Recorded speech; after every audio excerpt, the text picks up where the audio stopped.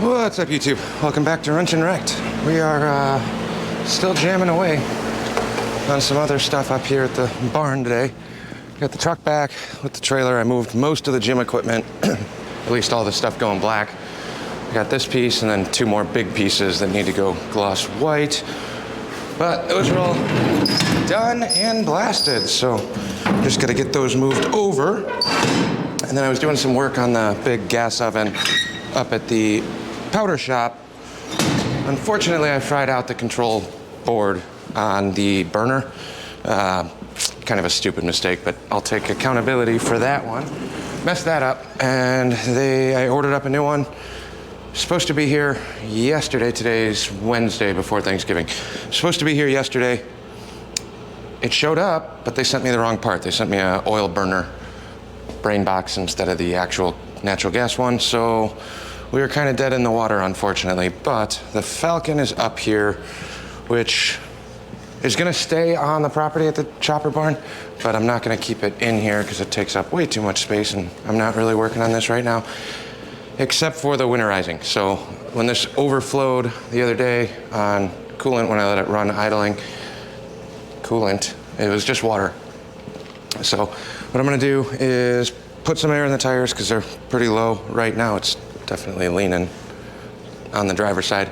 Put some air in the tires, and quick update on this before it goes away for the winter. I do have a new door for this with glass and everything at the other shop, so eventually, if I can get caught up enough on other things, I do want to start playing around with some of the sheet metal on here.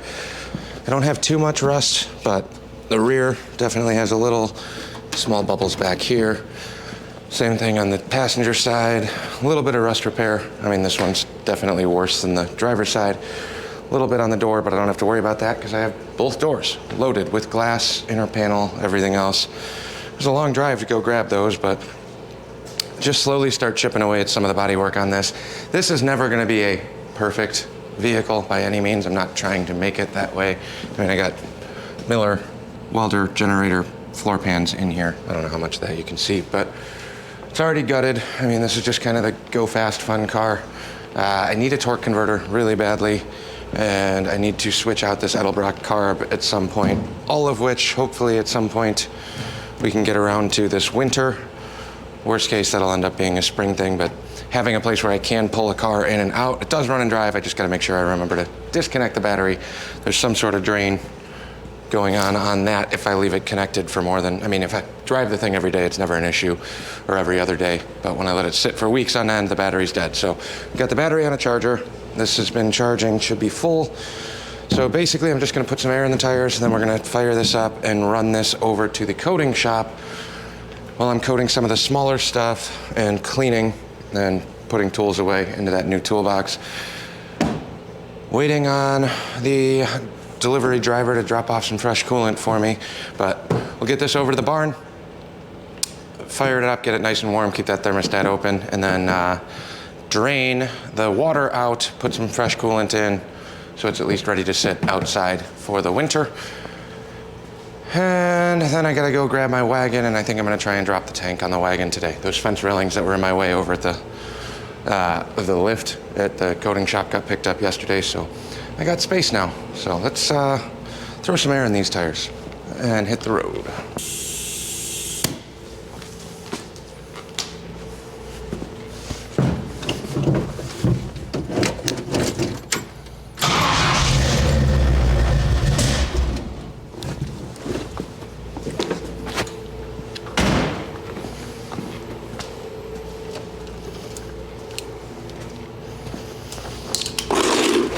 Don't have a choke hooked up on here, so that'll explain that one.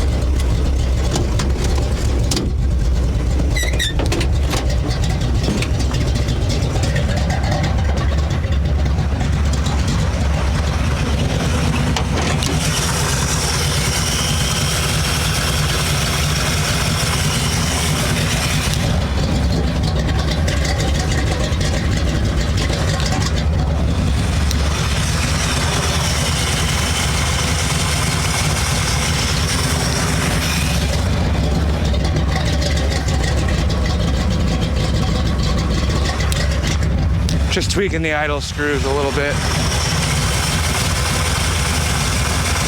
It's way colder than it was the last time we drove this. It's a little better. Oh boy. Whew. All right, we'll take this thing over to the powder shop and get some water drained out of it. Should be warmed up by the time we get over there, and hopefully I don't burn myself too bad.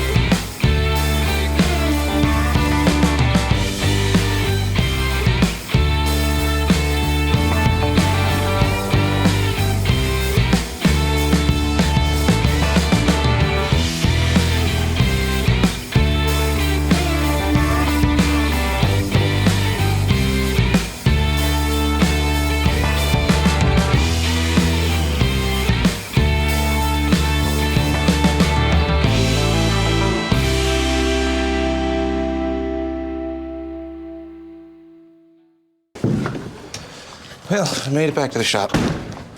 All of the 5-minute drive that it is. But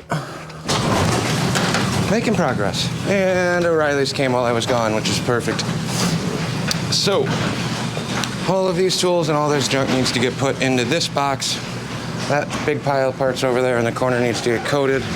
And this needs to have coolant drained out of it. So I think I'm gonna let it cool just a little bit, and then we'll go through and bleed coolant, I guess.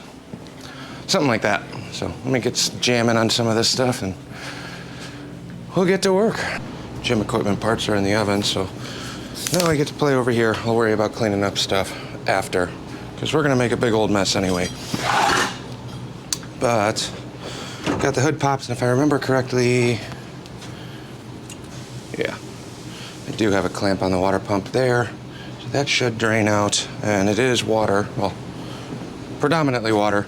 So we'll pop that clamp off, separate it from the water pump at the bottom, and then I hope we'll be all right. So we'll loosen this guy up.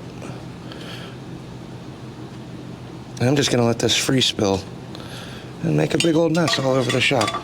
It's just water. Whew. She's warm.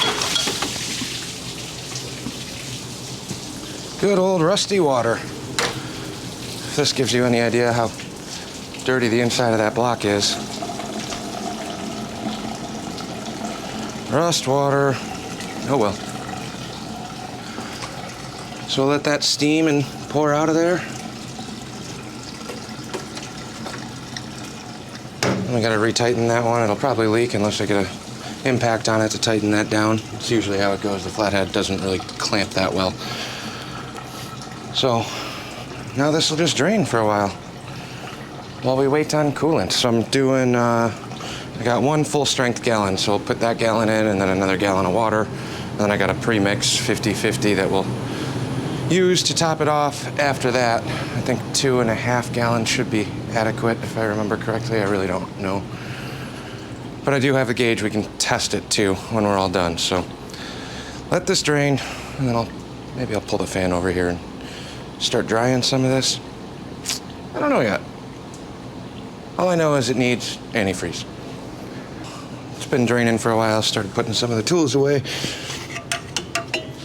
Now we'll snug this back up and add in some antifreeze.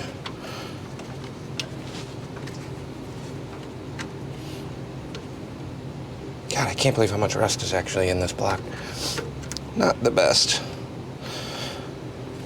Also, not sure how long this motor is staying in here. I know I'm getting way ahead of myself on that one. It's not happening anytime soon. Definitely not this year. But I gotta pull the trans to put a converter in it.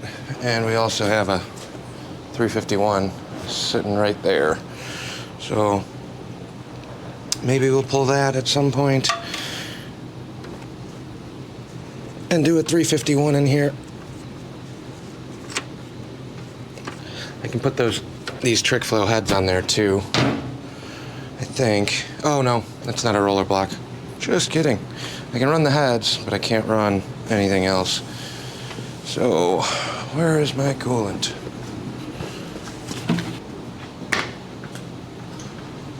Oh.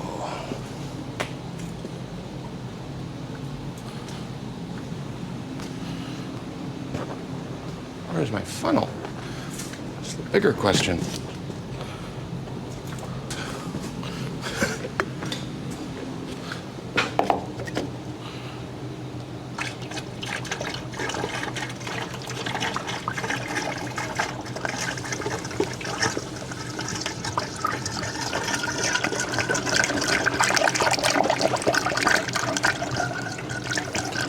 Probably doesn't help having the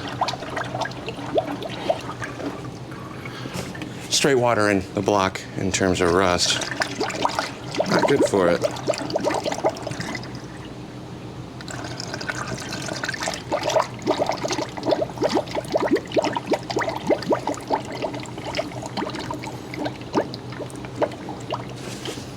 One gallon of straight coolant,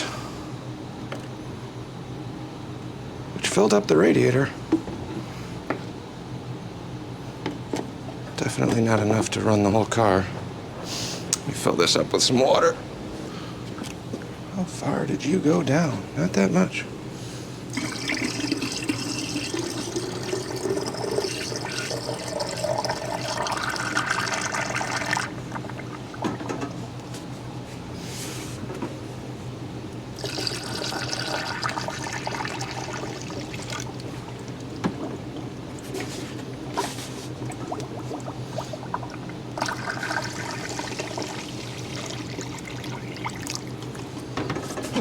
is kind of nice, actually.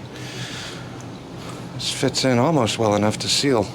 Not as good as like a full filler setup, but close enough.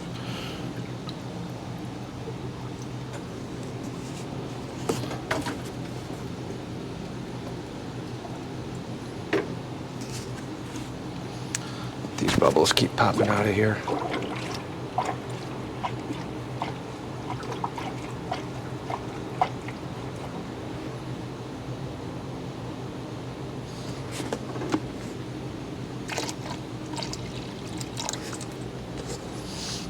I guess we could just fire it up, huh?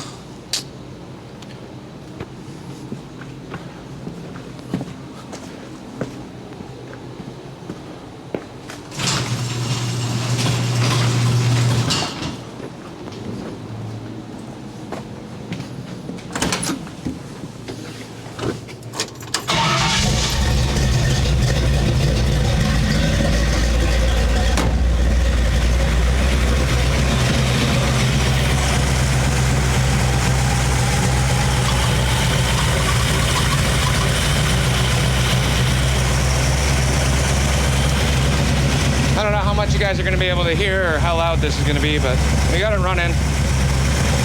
So we'll let it just kind of cycle through, warm up, let the thermostat reopen, and then go from there. Try not to make too big of a mess.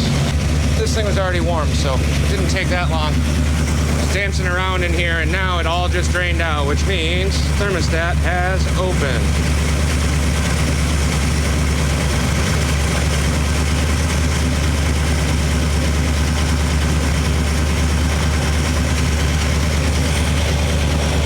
So I'm trying to keep it as close to 1-to-1. Got 1 full gallon of coolant in there. And then we got this one. If anything, a little bit more on the coolant side is going to be better for it. So it does get cold up here, and at the new shop, with being up on the hill with the wind, it's going to be real cold come winter.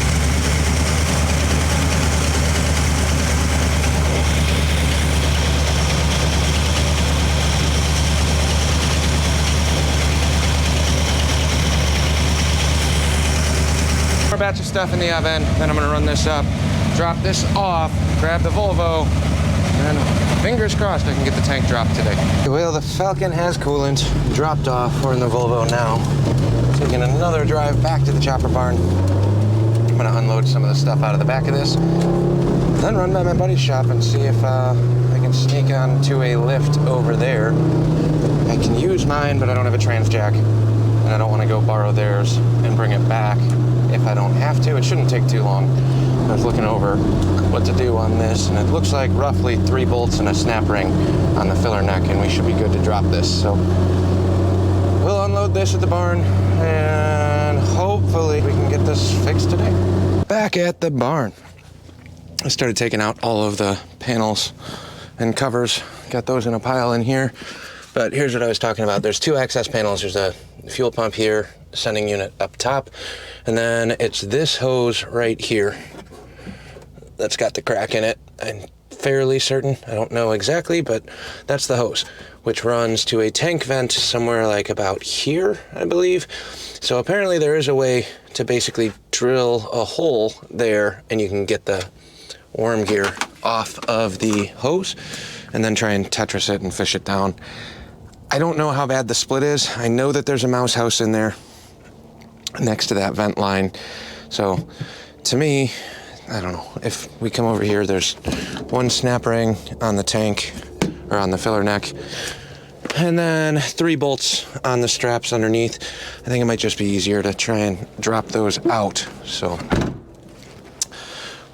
let's go see if we can fix this thing. I don't know if I'm filming much of it, but at least you know what I'm working on as we're flip-flopping vehicles. Man, I drove 3 different cars today. Should take the truck out for a joyride, make it 4. I gotta pull the back tire on this. This back passenger side tire keeps going flat. I don't know where that's leaking from, but that'll be another issue for another day. Right now, we're gonna focus on this. This might be the end of the filming part. I don't know if I'm gonna film over there. If we do get it up in the air, it's just easier to get it done, and I don't care that much because this isn't that exciting. It's just a huge pain in my butt. So this is all that's on my mind. For you guys, I'm sorry if it's boring, but it's what it is. This needs to get done before I can start more sheet metal on there, and I'm waiting on parts for all the bike stuff. So 'tis what it is. Keep moving forward. It was a fun day. Got the Volvo up in the lift, dropped the tank, pulled the lines, patched them, fixed them. It wasn't actually the tank vent, it was a vacuum line that was nibbled on like crazy. I got a picture on my phone. I'll try and remember to upload that into the video. You can see all of the mice teeth that chewed through that line, but I think we're good. The check engine light came on before that, so I just reset it again, which means I have another let's get the monitors ready process one more time. So that's kind of where we're at. I'm home now. Thanksgiving tomorrow, so happy Thanksgiving to all of you. I appreciate all of your feedback and support. Car's done-ish. Other than that, I think that's gonna wrap this one up. I know it's kind of another oddball video because nothing actually logically makes sense to the rest of the world. Makes sense in my head, but not to anybody else. So that's where we're at. We're gonna leave it there. We'll catch you guys on the next one.